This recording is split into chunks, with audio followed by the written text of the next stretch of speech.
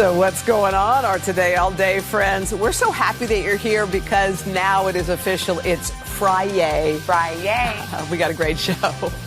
Told you it was catching on. We have a great show. By the way, if you're just tuning in, let us tell you about Today in 30. It's a showcase of the top segments across all 4 hours of our show. We do it in 30 minutes because 29 wasn't as catchy. No, and look how easy. Bite-sized 30 minutes. So what do you say we get you started, Savannah?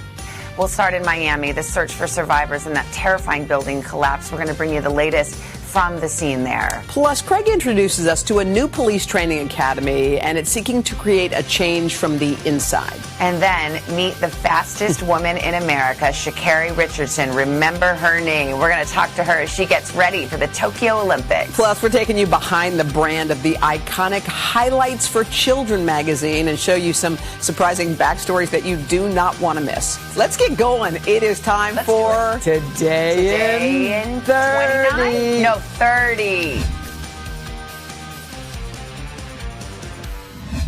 We've got complete coverage this morning. We want to start at the scene. NBC senior national correspondent Tom Yamas is there for us. Tom, good morning. Savannah, good morning to you. We are coming to you live from what remains a very, very active situation. I want to zoom in here so we can show you what's happening exactly this morning. Miami-Dade Fire and Rescue putting water on that mountain of debris right now. And we can't stress enough how dangerous of a situation this is. That debris could shift at any moment. This, as family members tell us overnight, they have received very little information, as others have been asked to provide DNA swabs so they can help identify their loved ones. You're about to hear from PJ Rodriguez. He believes he lost his mother and his grandmother in this disaster. And he says the night before this happened, his mother told him she had heard very loud noises. It sounded like the building was creaking. This morning, from every angle, desperation and devastation in Surfside. Families searching for answers, first responders searching for signs of life. 99 people still unaccounted for. She was amazing, and then my son that's the hardest part right now. It's he keeps asking me when's she coming over because he saw the footage this morning. PJ Rodriguez's mother and grandmother were inside the tower that collapsed. When his family saw this surveillance video showing the catastrophe in real time, they lost all hope. 1 minute, the building is standing. The next, it's tumbling down into a plume of ash. I think somebody should definitely pay for this. Unfortunately, it happened to my grandmother, but it happened to other families too. Residents who did make it out alive say it felt like an earthquake. I opened the door and I saw that the building had pancakes in the back. Surfside's mayor in disbelief. We're going to do our very best to save as many people in that pile of rubble as we possibly can. Miami-Dade Fire and Rescue working around the clock from a parking garage underneath the pile, cutting tunnels, risking their own lives to try and reach inside. We have teams of firefighters constantly as they continue to making cuts, breaches, and placing sonar devices, search cams to locate victims. Structural engineers embedded with those firefighters to make sure other parts of the building don't collapse. This process is slow and methodical. You see that every time there's a shift in the rubble, we have additional rubble that shifts on us. Of the dozens unaccounted for, Luis, Catalina, and Valeria Gomez, all visiting from Colombia.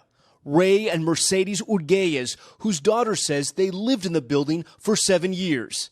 And Edgar Gonzalez, whose wife and 16-year-old daughter are at Jackson Memorial Hospital. They survived. We spoke to Edgar's best friend outside. If you had a chance to talk to him, what would you say?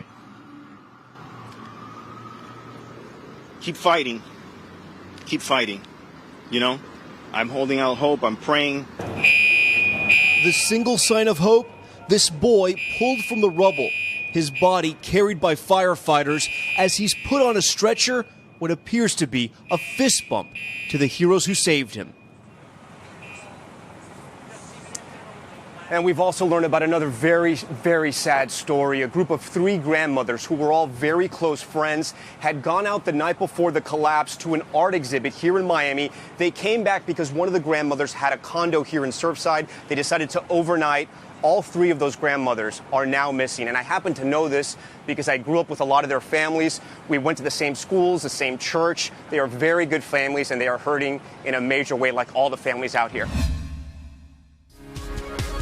We're back with our special series on the future of the force. The events that have led up to today's sentencing of former police officer Derek Chauvin have created many questions about the role that law enforcement plays in society. And this morning, we are exploring one of the nation's newest police academies that is setting out to break a lot of barriers. Craig's in Minneapolis with more on this. Hey, Craig, good morning. Hey, guys, good to see you. You know, I'd never seen a police academy like this. To your point, though, over the last few years, there really have been widespread protests here in Minneapolis, all over the country, calls to defund the police, waves of early retirements by officers. Stepping into this moment are 9 students graduating today from the police academy at Lincoln University. It's the first ever at a historically black college or university, and the chief who started it says it's an effort to create the change he wants to see. Hands up! Don't shoot! Across the country, voices sharing outrage and frustration in the wake of police violence, calling for a reckoning over how officers protect and serve. One possible solution can be found on a hill overlooking Jefferson City, Missouri. This is Lincoln University, an historically black college founded to educate black veterans of the Civil War. The history here at Lincoln is so rich. Yes, sir. That history inspired Chief Gary Hill, the first officer, and I to open the first police academy at an HBCU. How did this come to be? So I started calling the contacts that I've made over the last 20 years. People were like, that is a great idea. Why hasn't anyone thought about that? In a building bearing the address 911 and elsewhere, the students do their coursework. Among them is Andre Jefferson. You decided to become a police officer around the same time this country was dealing with the murder of George Floyd, the killing of Breonna Taylor. All of that's happening, and meanwhile, Andre decides, you know what? I want to wear the uniform. Yes, sir. How did you deal with that? I can't let that situation stop me. People are, I'm gonna lose friends, I'm gonna lose family. You gotta stand for who you are. Go achieve your goals, be who you are, make something out of yourself, prove people wrong. The latest research shows 67% of police officers in the United States are white. Just over 12% are black. That closely mirrors the racial makeup of the general population. But recent data shows that 2/3 of large police departments are whiter than the communities they police. Chief Hill says black officers walk a line between their work and their communities. In some ways, that makes them uniquely qualified to do the job. How is the approach to training at an HBCU, how is it different than it might be at another law enforcement training academy? Our curriculum is the same curriculum that's taught across the state. So there's really not that much different with the exception of the discussions that we have in class. They watch videos of recent high-profile episodes, searching for meaning, debating how to do better. As you hear the students having these discussions, what are you thinking? Even though the minority of students in this class are white, the majority are black, it's good to see the discussion and the different chain of thoughts that they have. Not everyone sees it the same way. The day we were there, the students put what they'd learned to the test. Chief Hill set up a mock road rage incident. The students didn't know what they were responding to. You were speeding through the light. Hey, how y'all doing? I'm Officer Henderson. It becomes obvious pretty quickly that they are not in the classroom anymore. Okay, one at a time, sir. No, listen to me. Andre arrives as backup. Over here and talk to you. That's ridiculous. Together, they manage to separate the enraged drivers. Index, end the scenario. When it's over, the chief doesn't sugarcoat the criticism. When we get here and there's chaos going on, what should you have done? Separate. Did you do that? Yes, sir. But he also works to build up his students. Have faith and confidence in yourself, okay? Because when you get out there and you don't have faith and confidence in yourself, they will know that. Hey guys, what's going on? Tiaja Fairley is next. She's from East St. Louis and says she'd never seen a black female officer growing up. Sorry, what's your name?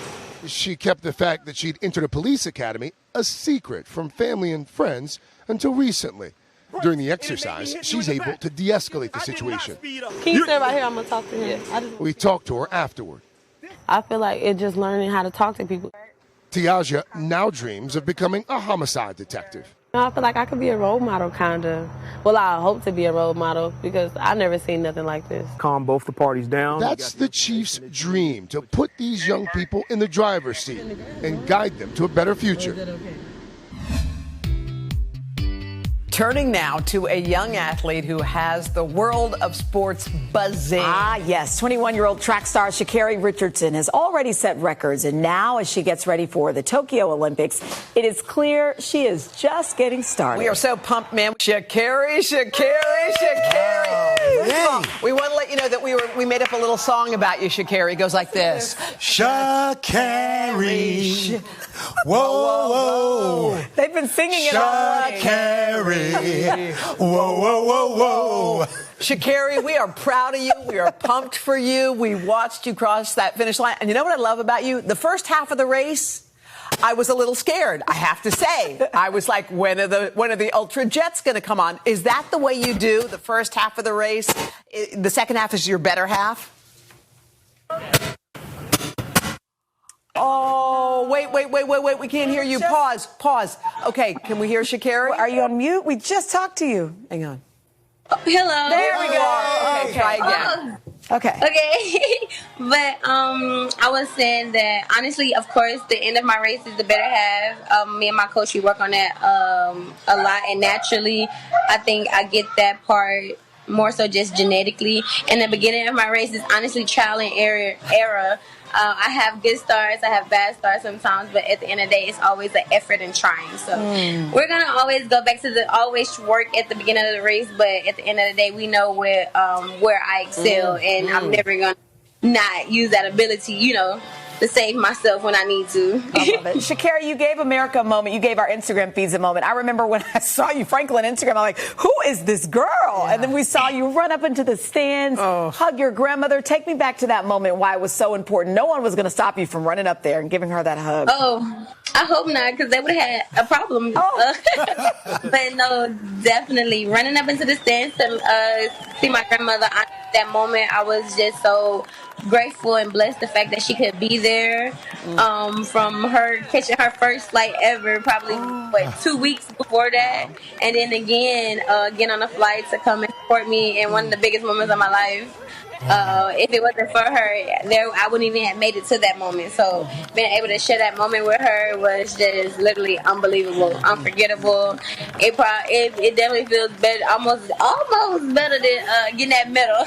But it made it feel so much sweeter, though, the fact that she was there. Sha'Carri, this year of the pandemic and the delay and losing your biological mom, how has that impacted you? All of this, in the last year. The pandemic, honestly, mentally, physically, emotionally, was definitely a journey for the fact of just not knowing what's going to happen my career-wise, and then mentally just it being my first go-around, pretty much not knowing where I'm going to go, like honestly not knowing if my career was going to even be what we had worked for it to be, what we predicted to be. So definitely that was a challenge in itself. And just going back to losing my mother recently, that was something I wasn't expecting, but I feel like from the pandemic itself, we wasn't expecting the pandemic. So if anything I've taken from the pandemic and I've been able to use in my life, it's just stay ready for the unexpected. Well, Sha'Carri, you're a fighter. We love you. Just real quick, what color is your hair going to be for the Olympics? Ooh. Stay tuned. For generations, kids like myself have lost themselves in the pages of Highlights magazine, usually sitting at the dentist's office. This was the only thing that would take Made it them bearable, right? Well, this morning we're going to take you behind the brand. This month is a special one. Highlights for Children is celebrating its 75th anniversary. And I was so excited to do this story. I sat down with two of the company's leaders who also happen to be descendants of the founders, and they shared a rich history of family, learning, and lots of fun with a purpose. I think the secret is always to look at the world through the kids' eyes. If you've ever waited in the doctor's office, chances are you've seen the bright covers of Highlights magazine and the hidden picture puzzles inside. Like this one, where you might find a lollipop, an ice cream cone, even a toothbrush. But Pat Mickelson knows that there's a lot more to the history of her family's business than pictures. What began as a magazine 75 years ago has expanded across multiple platforms to reach more than 10 million young readers in 40 countries. Can you take me back to the beginning and how it all started? It started with my grandparents. Gary Cleveland Myers, a child psychologist, and Caroline Clark Myers, an educator, dreamed of starting a magazine for children. They really wanted to make something that would be very, very special to help children grow. So in 1946, they started Highlights in Honesdale, Pennsylvania. How was it received right off the bat? Within 2 or 3 months, they had over 5,000 subscribers. That's going door to door to door, because that's the only way that magazines were sold back then. But that success was not without its setbacks. They very quickly found out that creating a magazine could be very expensive, and they really needed to find other ways to get that magazine into children's hands. They almost went bankrupt. In 1950, the 50 cents per issue publication was on the verge of collapse. So Pat's parents decided to join the company and suggest something new. My parents began to experiment with direct marketing through the mails and through putting it in doctors' offices. Those are the things then that really made Highlights grow. Then, after 10 successful years, came tragedy in December 1960. 2 planes collided over New York City, and my parents died in that crash. I mean, how do you move on from that? Not just as a company, but as a family. Any family that's experienced that kind of tragedy will tell you, you just do. You can continue on with this dream. Since then, the company has distributed more than 1.3 billion editions, celebrating every anniversary along the way, from their 10th to their 50th and now 75th. And leadership remains in the family. The founder's great-grandson, Kent Johnson, is the current CEO. We put love into every page to have the greatest possible impact on the kid that's going to receive that magazine. The secret is it's really hard work of people who are professionally dedicated to this idea of helping children become their best selves. Highlights also aims to represent all children, from those who wear hijabs to those with same-sex parents. And the magazine is acting as an outlet to help kids understand their world. I remember a story from a couple magazines ago about a little girl who had 2 homes. I've never talked to my son about divorce before. You know, I just haven't had the need to. And his immediate response is, so-and-so in school also has 2 homes. And it just told a story to him that was normalized. It's through story that we build empathy for the others around us. Young readers can even send a letter to the staff on any topic that's important to them. Do they all get read, or is there just a pile of letters somewhere? From the very beginning, every child's letter has been read. That's over 2.5 million. Wow.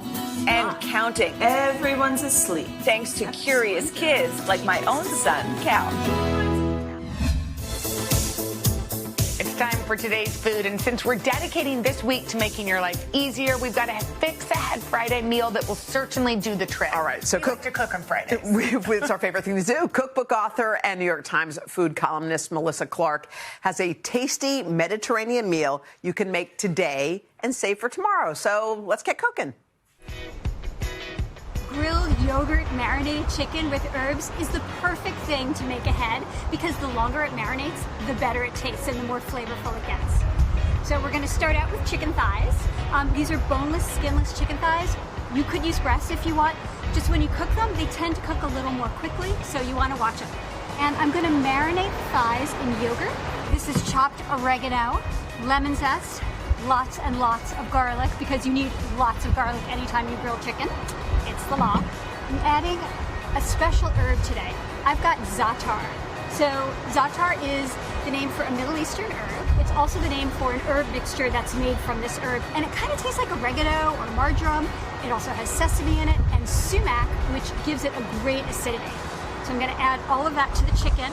First thing I'm going to do is season my chicken with a little bit of salt and pepper. Now the thing about a yogurt marinade is that it's so great because it tenderizes the chicken. It makes the flesh so juicy, and you can do it ahead. So you just do this the day before. The next day when you're ready to grill, it is waiting for you. I've used whole milk yogurt, but you can also use low fat if you prefer. The only thing is don't let it marinate for more than 24 hours because after that it tends to get a little mushy. So 24 hours is your sweet spot.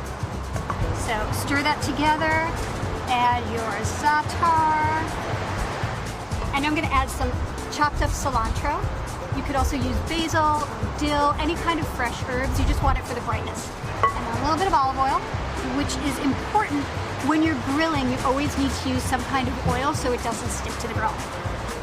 And you want to let that marinate for a minimum of 2 hours in the fridge. So I made this earlier today, and now I'm going to throw it on the grill.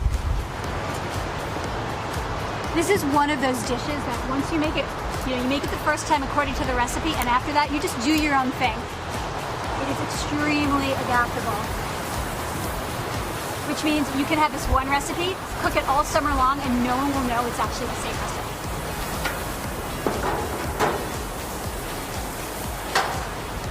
Boneless chicken cooks really quickly, so that's going to be done in under 20 minutes. And while it's cooking, I'm just going to make a little sauce. So what I have here, I have yogurt.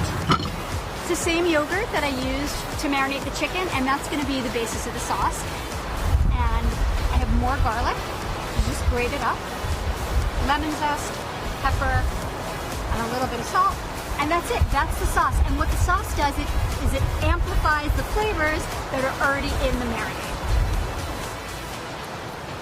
Flip it, and 20 minutes later, ta-da! How easy is that?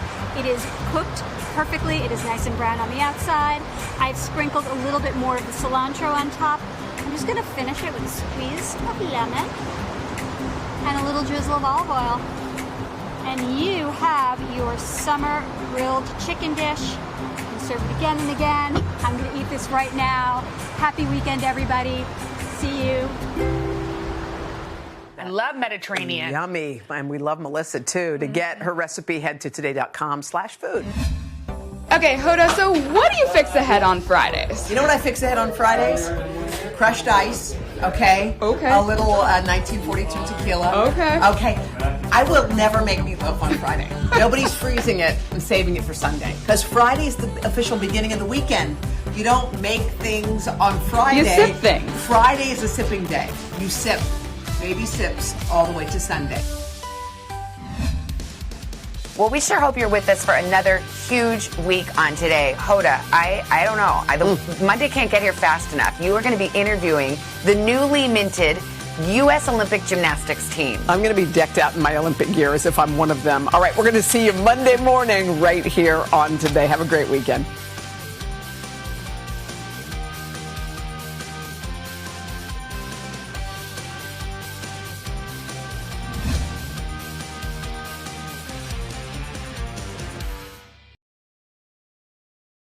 Hey, thanks for watching our YouTube channel. Find your favorite recipes, celebrity interviews, uplifting stories, shop our favorite deals, and so much more with the Today app. Download it now.